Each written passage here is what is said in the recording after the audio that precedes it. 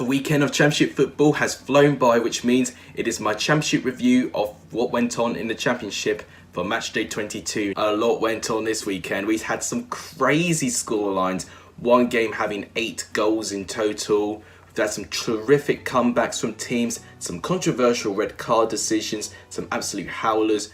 We had absolutely everything in this weekend of Championship football. In terms of my score petitions, I got 0 right, which I'm really disappointed with. Also, in terms of a shout out and the Let's Talk of Fame, we've got another new member. Welcome to Jamie Goold, who correctly predicted Birmingham to lose against West Brom by 3-0. I'm aware you also put Charlton to Hull too, but I'm going to tell you this, and this applies for everyone else doing their score predictions as well.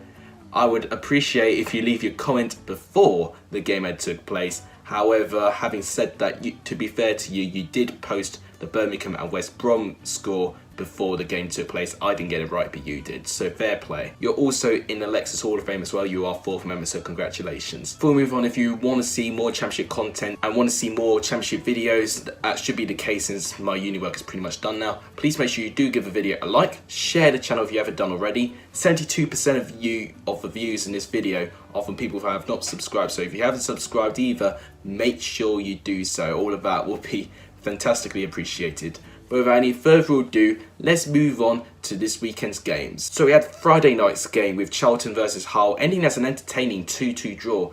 For the beginning part of the game, I think Charlton were the better side. They didn't create all that much going forward though, which has been a little bit of a concern, but it has been something as Macaulay Bonne has kind of lost his stride a little bit following the absence of Lyle Taylor. However, it was Charlton that took the lead, Darren Pratley managing to score the goal. A little bit poor from Hull's defence, and he managed to leap over Lehigh, who complained he fouled. I don't think it was a foul in my opinion. He leapt over him and he managed to hit the ball down and get past George Long. He had no chance in the end. It ended 1-0 at half time. Jarrod Bowen immediately after the second half started managed to make it 1-1 following a menacing, fantastic assist from Kamil Grzycki, which allowed Bowen for an easy tap-in. It was a little bit disappointing for Pearce to back off from it, but I do kind of understand why he did it. If he tapped it, it could have been a known goal. However, Charlton had a terrific response. They got back into it straight away, with Jonathan Leko doing fantastically well, managing to wither through Hull's defence, and Naby Sarr had a lot of space and managed to poke it through. And from that moment on, I thought Charlton were going to squeeze a victory. In the second half, Hull looked like that they were going to try and grind for a point. They had some chances. Jarrod Bowen had a really good chance, but Dillian Phillips saved well and low. But they did equalise in the 96th minute of the game. Lewis Potter managing to head the ball, get the better of Purington. However, it squirms past Dillian Phillips, who probably should have saved it now looking at it back. And it came down as a known goal from him, and I'm afraid, and he'll be very disappointed. But it will be harsh for him to be dropped from that because he's had a fantastic season with Charlton, being one of their best players in my eyes. With Hull, I don't think this will affect them too much. They're comfortably in around mid-table. They can only really rise up the table if they can continue get their game good results and can get some consecutive wins.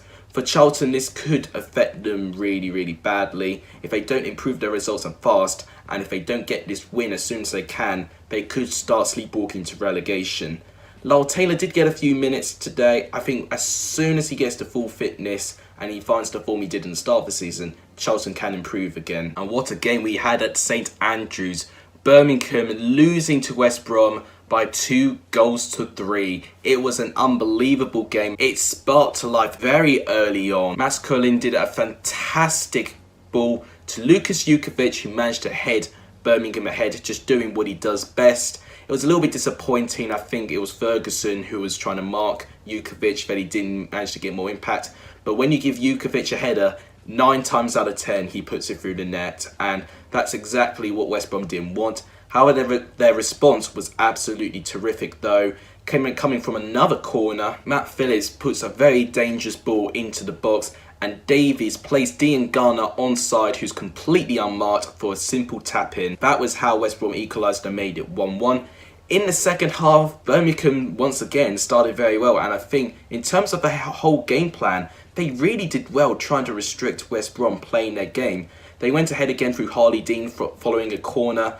He scored from distance actually, and you could question if Sam Johnston probably should have saved it. However, it was a fantastic header from Dean, and Birmingham were 2-1 up. But then introduced Charlie Austin, who scored 2 goals in the first 10 minutes of him coming on the pitch. The first goal he scores, absolutely impressive.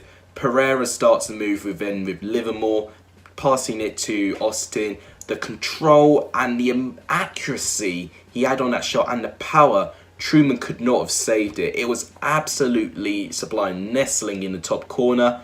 And Charlie Austin again managed to make it 3-2 and West Brom to snatch all 3 points following a fantastic looping pass by Furlong. Austin unmarked, he made his little runs and he got into acres of space and had a simple header past Truman. So I think overall West Brom weren't at their best, I think that's fair to say. However, what they did really well with was to grind, dig deep and to get the win and to make that the only option in the game. Even though they were 2-1 down, they were behind twice, their heads didn't drop, and that is the very encouraging thing about this team at the moment. With Birmingham, I thought they actually had a really good home performance. I truly think they did. I think they were poor defensively with the first goal. The second goal they couldn't really do much about. The third goal probably they could have done a little bit better with, but it was especially the first goal with how Dean Garner scored. I was a bit disappointed with Birmingham defensively. But overall, I think they got the game plan pretty much right. I think Jude Bellingham, by the way, 16 years old, performing like that, absolutely unbelievable. I thought he was really, really good for Birmingham today. West Brom, that win now puts them in the top of the table, and if they can continue this sort of mentality, I think West Brom could stay up there. The West London derby ended as a 1-0 home victory to Brentford. It was a game that did not disappoint with it being very entertaining. It was surprising that there was only 1 goal in this game because the woodwork was struck 3 times. First time it was by Fulham, it was by Cabanu, who did really, really well to get into the box and had a lot of space. However, it hit the post. Brentford managed to grow into the game. Jensen had a chance, but that was well saved by Rodak. Eventually, Watkins did really, really well to keep control of the ball. He got it to Ben Rama, who did a fantastic looping pass. And then there was Mbumio, who managed to score in, I think, 3 consecutive games now. It was something ridiculous. And score for Brentford and made it 1-0. And it continued to be Brentford pressure. Brentford were absolutely terrific in that first half. They hit the post 2 further times with Watkins. He was very unlucky he didn't score. It was in the 18-yard box following a counter-attack. Unfortunately, he couldn't manage to seal the deal. And then nearing the end of the first half, Janssen hit the post as well following a header from a corner. He was very unlucky he didn't score either. In the second half, it was a little bit more quieter. It was continuous Brentford pressure. When they went forward with numbers and they looked absolutely dangerous. And Rodak had to make a couple of fantastic saves. There was also one opportunity from Jensen, which I still can't get over how it didn't go in. He shot from distance. Rodak saved, hit the surface of the post, bounced on the line, but then went out. I still can't believe it wasn't a goal, and if it was, it would have been 2-0 Brentford. Apart from hitting the post in the first half, Fulham I thought were completely flat against Brentford actually. Raya, I couldn't really recall him being really much involved at all, which was a little bit disappointing. However, with Brentford, this result sees them in the playoff places as it stands. So a fantastic weekend for Brentford following many of the sides who were in the playoff places before this weekend actually dropped points this weekend. So it's a really good weekend for Brentford. With Fulham, they're going to need to pick up their form quickly following their 2 defeats prior to this game. We see Blackburn claiming a 2-0 away victory against Bristol City. I think this was a result that Bristol City did not want to see. They've not looked all that great in the past couple of games now. A win would have really lifted Bristol City's fans' confidence, but this game really deflected from that. Blackburn scored very, very early on. In the first minute of the game, Bradley Johnson, who I'm surprised that Blackburn managed to get, by the way, from a corner, he had a load of space, hit the ball first time, right in the roof of the net with so much power and precision. I was absolutely surprised when I first saw that goal. It was absolutely outstanding. Of course, unsurprisingly, Bristol City grew into the game. They had chances of their own, Ashley Williams practically missed a simple header at goal and somehow he couldn't really hit the target. Walton had a really good game in Blackburn's goal in my opinion. Eliasson I think was a really huge threat. When he went forward, he burst forward with a lot of pace and it did brought a little bit of fear to the Blackburn defenders. However, they were really well drilled, which is something I've not really seen Blackburn beaten so much this season. Bristol City will be very annoyed how they conceded their second goal. I can only understand as a mix-up in the midfield between Brownhill and Masengo managed to set Johnson forward, leading Adam Armstrong to have a simple goal, only having Bentley to beat, and that made it 2-0. Both keepers had shots to save. Bentley had to make a couple of really good saves as well. Sam Gallagher I thought was a real threat for Blackburn as well. A pretty poor performance from Bristol City overall. I felt they should have posed a little bit more threat. They did not look very clinical, even though at times their passing play and their build-up play looked really, really good. But with Blackburn, they played a really specific way, but they play that style very, very well. They hit them on the break, and when they had the opportunity to score from with a lot of space, they are very clinical. And with Blackburn, this encouraging form has lifted them up the table. They're only within points of the playoff places, which is absolutely outstanding.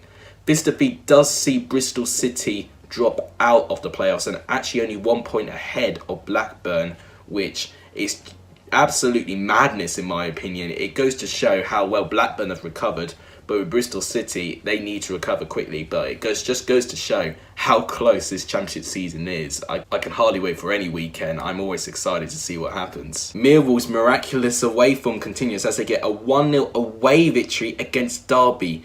Gary Rowett got the last laugh against his former club, and I have to say Millwall deserve it. After with what I've seen in the highlights, Millwall were terrific. What they did really well, they played to their strengths. They played with the counter-attack. We know how they like to play, and with set pieces as well. But going forward and in open play recently, their passing, their movement, the speed, how they manipulate the play, all of that has improved dramatically. It really has.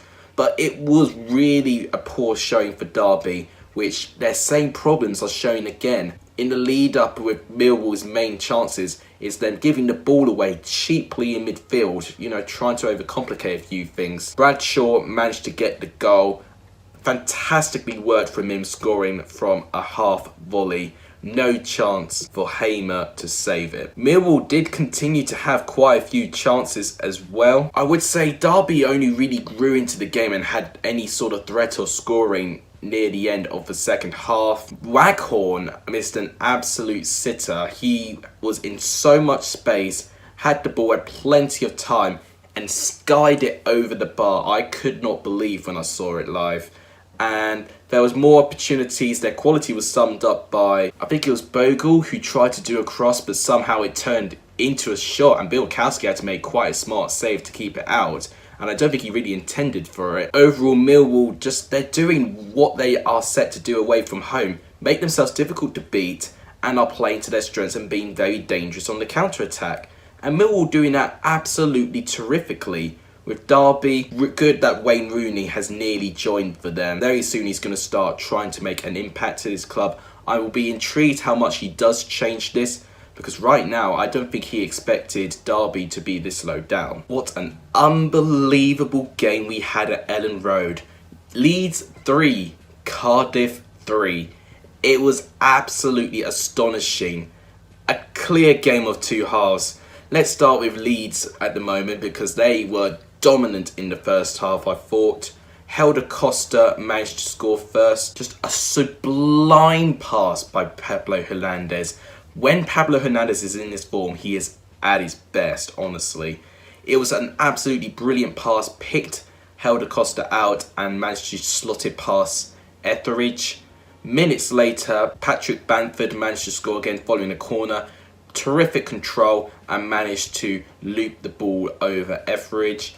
And then in the second half, it continued. Leeds had a strong start with Patrick Bamford being fouled by Etheridge. Little bit controversial on the penalty decision there. Personally, I don't think it was a penalty. I think he went down way too easily. But it was given and Patrick Bamford managed to score it. And then by then on, I thought Leeds wrapped up a very comfortable win. But how wrong we were. None of us knew that they would get back into it. And it started with Kiko Casilla completely missing the ball. He's been absolutely terrific for Leeds. But then he's starting to go in his old ways again, his old antics, and missed the ball completely, managing for Tomlin just to loop a simple ball into the side netting. That made it 3-1. Up to 20 minutes later, Cardiff then got their second through Sean Morrison, who did a great diving header to make it 3-2. Bit disappointing on Leeds' part how they didn't close him down defensively. And then Sean Morrison came from hero to villain when he got a red card for fouling Nketiah, who was practically through. But then somehow, down to 10 men, Cardiff scored their third from a fantastic pass by Lee Tomlin. Fantastic control, managing to get Robert Glatzel, who was a substitute by the way, and managing to score it past Casilla to make it 3-3. It was an unbelievable game, and how important that game could be for Leeds this season, we will have to wait and see, because it is 2 points dropped at home, and following West Brom's very good win, even though they weren't playing well, they're now ahead of Leeds. And if Leeds need to still compete, they need to make sure that they do not drop points. With Cardiff, there's just such a grit about Cardiff at the moment under Neil Harris. They never give up till the last breath, and it's absolutely fantastic to watch. Very gutsy performance, one of the best comebacks so far this whole season. They continue their strong form, and that's reflected by their healthy position in the table, so I'm really happy for Cardiff. And how many people saw this result happening? Nottingham Forest 0, Sheffield Wednesday 4. Absolutely amazing. It reminds me of Sheffield Wednesday beating Middlesbrough by 4-1. That for me felt like a very similar performance today. What a game Jordan Rhodes had, scoring his first goal for nearly 2 years, got a hat-trick. Absolutely amazing from him. He opened the scoring, of course, managing to have a little bit of space on the ball, managed to cut past a few defenders and scored it in the corner. He scored very soon afterwards, following a header from a fantastic pass by Adam Reach. Nottingham Forest then started to grow into the game. Ben Watson had a fantastic chance. With so much space, he skied it over the goal. Chances like that Nottingham Forest needed to take which could have potentially changed the game. However, Jordan Rhodes with an outrageous overhead kick with power scores it past Samba, and he got his hat-trick. If you're going to score your third goal, you might as well do it in style, and wow, it was absolutely amazing. Sheffield Wednesday didn't stop there. They even got their fourth before half-time by Stephen Fletcher. The defending in this goal was absolutely atrocious, if I can use the nicer word. All the players were bunched up on a few of Wednesday's players, but Fletcher was left all by himself with no one pressing him, and literally scored from about 2 yards. It continued on in the second half. Not much happened, to be honest. Sheffield Wednesday allowed the game to just go on as it fell. They didn't feel Nottingham Forest wouldn't get anything from this game. Very disappointing result for Nottingham Forest, which are showing that they're having some problems at home at the moment. Sheffield Wednesday, this is a fantastic win for them, and it sees Sheffield Wednesday entering the playoff places. An absolutely brilliant performance, and they've been rewarded for it. In Deepdale, Preston managed to recover and get 3 points against Luton Town, although they did not make it easy.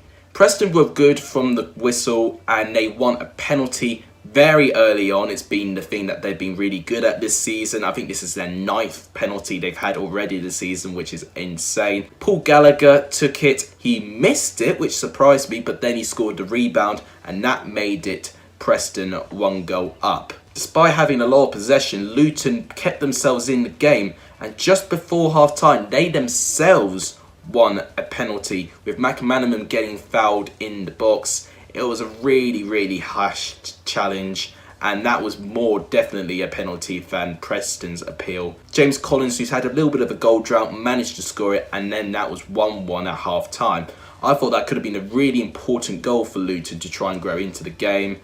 There was a lot of tactical changing from both managers trying to get the winner, but eventually, whilst Luton came very close to scoring, Jayden Stockley managed to score for Preston at the other end to make it 2-1 Preston. This win actually really benefits Preston in a big way. They're now back up to 3rd in the table, which I think they'd be very, very happy with. With Luton, this could be a really heartbreaking defeat for them because I actually think they played quite well in this game and did very well to limit Preston with the chances that they had. And overall, they've got to continue showing that good performance away from home, and eventually they will get rewarded for it.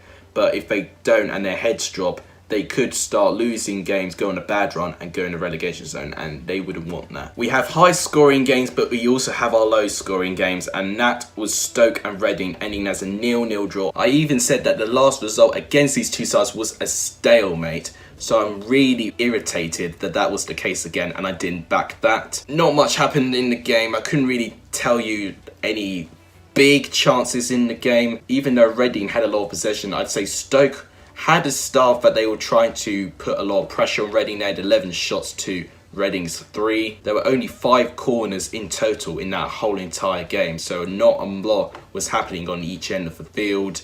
A very, very classic 0-0 draw. Let's move on quickly. So this is the 3rd time I've had to change the lighting. I hate winter. But now we've got a fantastic victory from Swansea, beating Middlesbrough by 3-1. And Swansea started really, really well. They were piling a lot of pressure forward. Middlesbrough just simply couldn't deal with it. Fry brought down Ayew, really, really clumsy fashion. Ayew scored a penalty and Swansea were in control.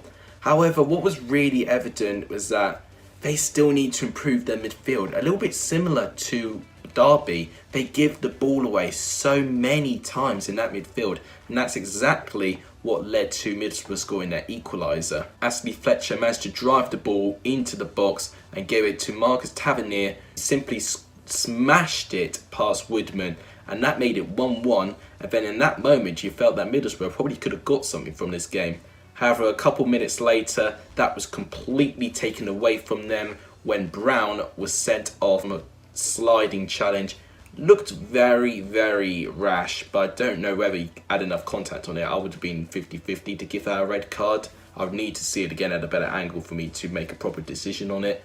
But then, as soon as they went down to 10 men, Swansea took full advantage. Ayew scoring first in acres of space, scoring it past Pez, and then Surridge scored. Jake Bidwell managing to head the ball to him, and him rolling the ball home. The controversy didn't stop there. Middlesbrough went down to 9 men after Paddy McNair, who had a great game last game, got sent off as well. I think that one was probably a red card. Really silly behaviour from him, I thought.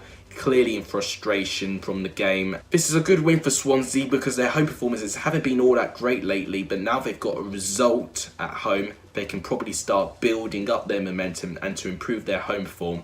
With Middlesbrough, they had promised they were undefeated in 4 games, but now with that defeat and the way that they lost it as well when they capitulated going down into 10 men, that's gonna really, really hit them, and they're just gonna have to simply try and grind to get another result because it could be dangerous with the likes of Barnsley, Stoke and Wigan picking up points this weekend. Then to a game that wasn't filled with a lot of quality, it ended as a 1-1 draw. I think Wigan will be happy they didn't lose the game, but you'd feel at home they should have got more from this game, definitely. Huddersfield were really below par, they were not really offering a lot. Wigan went ahead in fortunate circumstances, Grabber making an absolute howler, managing to give Josh Windass the goal, and it was just before half time, so I thought that Wigan can probably build up from that confidence and to potentially try and score a few more.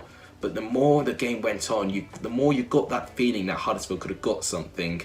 Huddersfield were really quiet, I thought, for most of this game, but Carlton Grant, you know his quality, he will pop up eventually, and he did exactly that. A really good goal from him. But as soon as Huddersfield equalised, they did have quite a few chances. Jamal Lowe had to make a goal line clearance to keep the score as 1-1. So in the end, they'd probably feel quite happy that they got that draw. But you'd feel it should never have gone to that position anyway. Wigan are really struggling with form and they need to find a win as soon as they can, otherwise the points between them and safety is just going to increase. Huddersfield, it's slow progress. They had promising games. They've dropped down a little bit, but I think in terms of the very start of the season, it is still a huge improvement. So they should feel good about themselves that they're not struggling in a relegation zone, I think. And I think we'd saved the best game to last, and what a scoreline. Barnsley 5, Queen's Park Rangers 3. What an unbelievable game of football. So much happened in this game, I need to try and remember what went down. Connor Chaplin scored a hat-trick. He scored his first goal. Some fantastic play by Jacob Brown, weaving himself into the box, managing to supply it to Chaplin for an easy tap-in. Queen's Park Rangers then got back into it. Some really poor defending on Barnsley's part. A very loose ball that no one challenged for, and Naki Wells, I think it was, had a lot of space. He hit the post, but then Luke Amos, who has been quite quiet for me so far with Queen's Park Rangers, managed to score and make it 1-1, and I thought Barnsley are going to crumble again and they're not going to get anything out of it. Connor Chaplin then scored his second, a fantastic goal from him, and I believe that was his second goal. He absolutely smashed it past Joe Lumley, giving him absolutely no chance to save it. Then in the second half, Connor Chaplin scored again from a tap-in. Brilliant play by Corley Woodrow as well, managing to supply the ball to him. And then I thought from then on Barnsley were going to be okay, despite only being a 2-goal deficit. Luke Amos definitely made it a very nervy time for them, managing to get it back to 3-2. Poor defensively again from Barnsley to let Amos score it. But then minutes later after that, Barnsley win a penalty, a Stonewall penalty in my opinion. Corley Woodrow then managed to score that, and that made it 4-2. The drama doesn't stop there. Elias Chair had a great chance for Queen's Park Rangers, but it hit the crossbar from open play. And then it got to 5-2 with Diaby managing to score. Jacob Brown once again providing an assist, some brilliant play from him, and it was a simple tap-in. But some of the defending from Queen's Park Rangers today was absolutely all over the place. They were really not organised. In the final minute of the game, Elias Chair got a consolation for some brilliant play from Bright Samuel to manage to give Elias the goal. And that was 5-3. I did my best to try and explain all of the game. So much happened and so much to try and remember, but I think I've managed to piece most of what went on. Great win for Barnsley. It's not going to hide away they should improve defensively, but what Gerard Struber has done to this Barnsley side, they're playing with a lot more confidence, and at home they're picking up points at home now, which is really, really important. And if they can start picking up more points at home, they may have a slight chance that they can try and get in a good run of form and maybe try and climb up a few places in the table. With Queen's Park Rangers, they conceded 5, not great from them. They did score 3, so it doesn't look as bad as it is, but they need to improve defensively. Maybe that's hiring another defensive player in January, or maybe that's just Mark Warburton probably trying to find another system. Because I remember at Nottingham Forest, Mark Warburton did well with them in attacking wise, but defensively wise, I thought he was very poor. So I think we're starting to see the same elements come to Queen's Park Rangers now, and they need to try and fix that, in my opinion, because conceding 5 against Barnsley, bottom of the table, is quite a disgrace. And that will wrap this weekend of Championship football. Here's the table. What did you guys make of your team's result? Let me know in the comments down below. Goal of the weekend is so difficult. I'm going to give it to Jordan Rhodes' hat-trick goal, his third goal, the overhead kick, the bicycle kick. He was taking the mick and scored a fantastic goal. That will be my goal of the weekend, but there were so many to pick from. Player for weekend, I'm going to go with Connor Chaplin, but Jordan Rhodes gets a really close second. Connor Chaplin really helped sustain the momentum for Barnsley to get a very important home win. Result of the weekend, I think I'm going to have to stick with this. Barnsley 5, Queen's Park Rangers 3, just an unbelievable result. However, I would say Leeds and Cardiff is also an unbelievable result. And in fact, Birmingham and West Brom, both of those games get close seconds because both were absolutely outstanding results. Great comebacks from both games. But now I'll wrap it up. If you liked what you see, please make sure you do give the video a like, share if you haven't already, and subscribe if you haven't. All of that would be terrifically appreciated. Thank you guys so much for watching. You guys are legendary if you saw the end of the video. And as always, take care.